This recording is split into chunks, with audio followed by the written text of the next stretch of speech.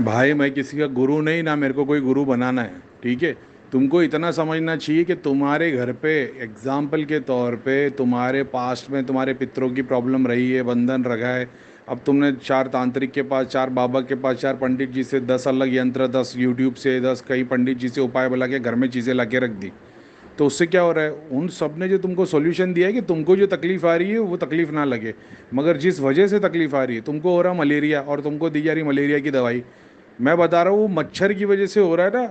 तो लोग बोल रहे नहीं मच्छर मारने के लिए स्प्रे लेके आ जाओ।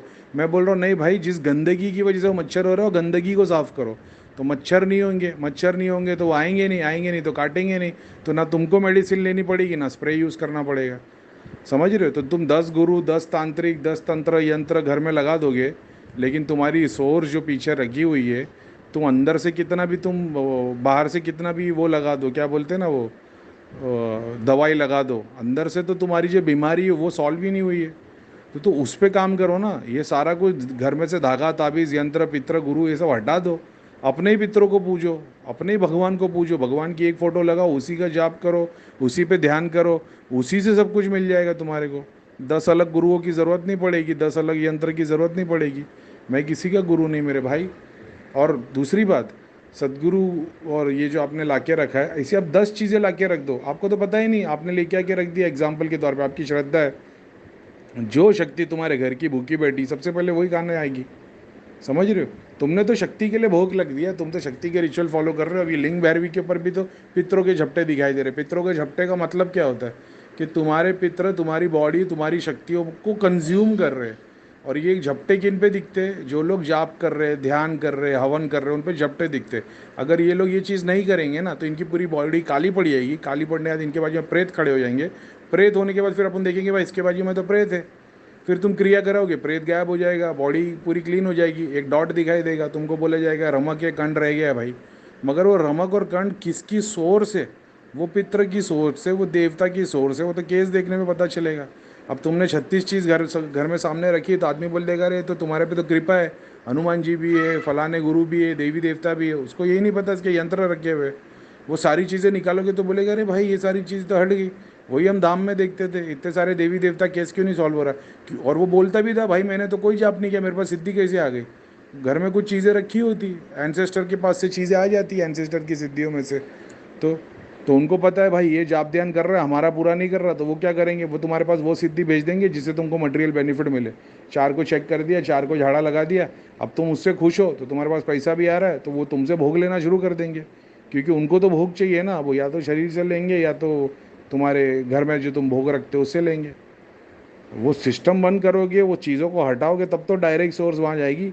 आज 1,000 माला कर लोगे, उसमें से 10 पितरों को जाएगी, बाकी की तो 10% पितरों को जाएगी, बाकी की 90% तुम्हारी शक्तियों को जाएगी। इससे बेटर है कि उसी को हटा दो और फिर डायरेक्ट पूरा का पूरा तुम्हारे जितने जाप हवन कर सब करते हो सब भगवान और देवता और तुम्हारी एंसेस्टर, तुम्हारे स्पिरिचुअल गाइड, तुम्हारे फैमिली के स्पिरिचुअल गाइड, तुम्हारे कुल के देवता इष्ट देवता भगवान, उनको सारी शक्तियाँ जाएगी। ना कि तुम्हारे वाले को 10% मिल रहा है और बाकी के 90% तो दूसरों के जा रहा है। जब तो वो उतने और पावरफुल होते जाते हैं और आप लोगों की उन्नति होती नहीं है।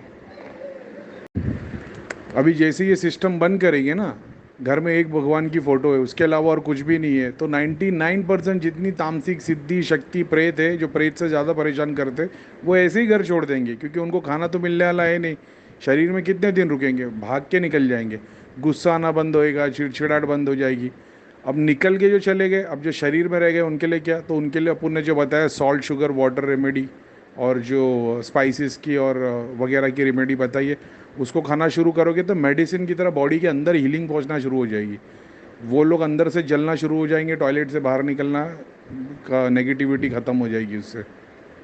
उसके बाद जो बचेगा फिर तुम लोगों को मैं बताता हूँ कि महीने में 1-2 बार अमावस पूर्णिमा में हवन कर लिया करो, अपने रिचुअल्स को फॉलो करो। तो पितरों को शांति कैसे मिलेगी? पुराण पढ़ने से, विष्णु पुराण शिव पुराण, वही चीज़ एकदम शुरुआत में बता दी थी। घर में औरतों को शक्ति कैसे मिलेगी, उनके लिए स्पेसिफिक मंत्र बता दिया, गायत्री मंत्र करो, इस मंत्र को करो।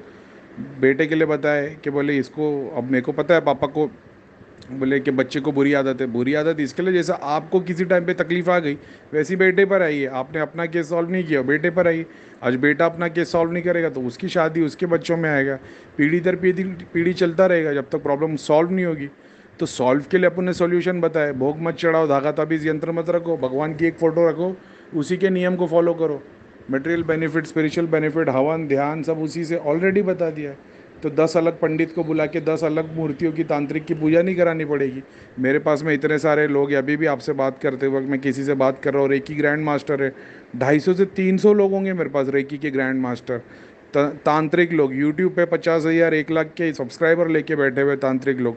उनके घर पे 8 अलग यंत्र, 8 अलग देवी देवता के स्थान दे के चीज़ें रखी हुई है। उनको भी कभी कभी ज़रूरत पड़ती है, मेरे को मैसेज डाल देते करीम भाई कि भाई ये ज़रा कुछ देख लेना, कुछ गड़बड़ आ गई है क्या। मैं बताता ये वाली शक्ति डोमिनेंट कमज़ोर पड़ गई, इसके लिए हवन करवाओ। तो एक ही माता, दुर्गा माता की, एक सरस्वती माता की, पिशाचिनी की, उनके घर पे 4 मूर्ति रखी है, चारों के अलग हवन होते, चारों के अलग विधि विधान होते, मगर उनका काम अलग है। वो तांत्रिक लेवल का काम करते, दुनिया के लिए काम करते, तो उनको उसकी ज़रूरत पड़ती है। ऐसा है, आप लोग को उसकी ज़रूरत नहीं है। इसके लिए मैं बोलता हूँ रिचुअल्स को फॉलो करो, या तो निकाल दो, निकाल दोगे तो आसान पड़ जाएगा। मेरे घर पे कोई धागा ताबीज़ यंत्र फोटो कुछ भी नहीं है, दुनिया का काम कर रहा हूँ मैं, कोई डेली हवन नहीं करता मैं। 2 अगरबत्ती जलाता हूँ, हज़ारों लोग बैठे होते, शक्तिपात कुंडलिनी दृष्टि नेगेटिविटी क्लास सब होना शुरू हो जाता है। ये तो होगा ही ना।